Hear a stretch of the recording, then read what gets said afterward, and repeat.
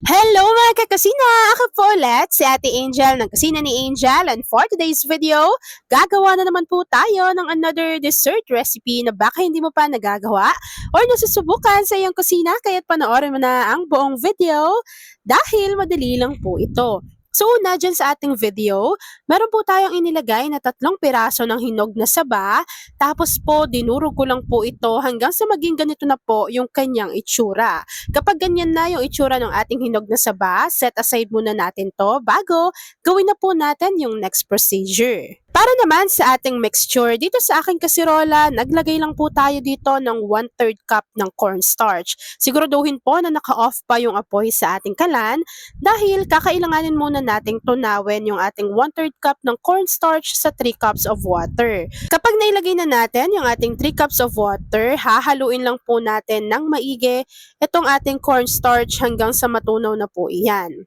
Bago, maglalagay naman po tayo dito ng 1 can or 380 grams ng Marie Evaporada at 1 can or 380 grams ng Marie Kondensada. Alam nyo ba mga kakusina, isa to sa pinakamurang kondensada at evaporada sa market? Kaya naman kung magnenegosyo ka na gagamit ng evaporada at kondensada, subukan mo ito si Marie. Alam nyo ba na ito ay krema sulit at krema sarap? After adding ng ating evaporated milk pati ng ating condensed milk, maglalagay lang po tayo dito ng half teaspoon ng vanilla essence or vanilla extract. Kapag napagsama-sama na natin yung ating mga ingredients, hahaluin lang po muna natin ito at pwede rin tayo ditong maglagay at least 1 sachet or 24 grams ng leche flan jelly powder. So ito nalimutan ko siya, dapat kasabay siya doon sa ating cornstarch, pero ilagay nyo na lang din tapos tunawin lang po natin ito ng maigi.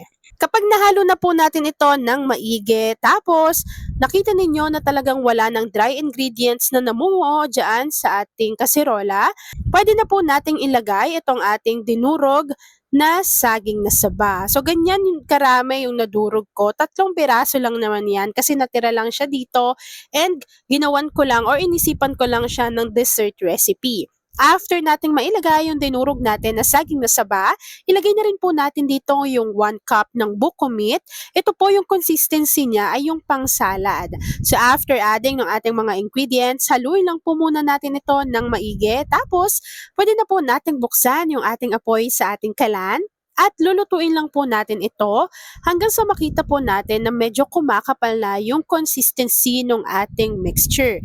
So habang hinahalo natin yan dyan mga kakusina at hinihintay po natin na kumapal yung consistency ng ating ginagawang dessert, please don't forget to like and follow yung ating Facebook page, Kusina ni Angel. Kung meron din po kayong Instagram, paki-follow na rin ako doon, Kusina ni Angel. Kung meron ka rin TikTok account, i-follow mo na rin ako doon. Search mo lang Ate Mo Angel. At ayun na nga mga kakusina, kapag naluto na at kumapal na po yung consistency ng ating mixture, kapag ganito na yung itsura, pwede na po nating i-off yung apoy sa ating kalan at isasalin lang po natin ito sa ating mga lagayan. So nasa sa inyo na kung anong tab yung gagamitin ninyo. At kapag naisalin na po natin to dito lahat mga kakusina, hihintayin lang po natin tong lumamig, mag-set at mag-firm, and then after po nun, ipapakita ko na sa inyo kung ano yung kakaiba at bagong dessert recipe na nagawa ni ate nyo Angel. At ayun na nga mga kakusina, nag-set na or lumamig na yung ating dessert recipe. This time, nagdadust lang po tayo dito ng unsweetened cocoa powder. Kapag nailagay na natin yan dyan, pwede na natin tong i-enjoy! At ayun na mga kakusina, tapos na naman po ang ating easy dessert recipe na buko banana ref cake.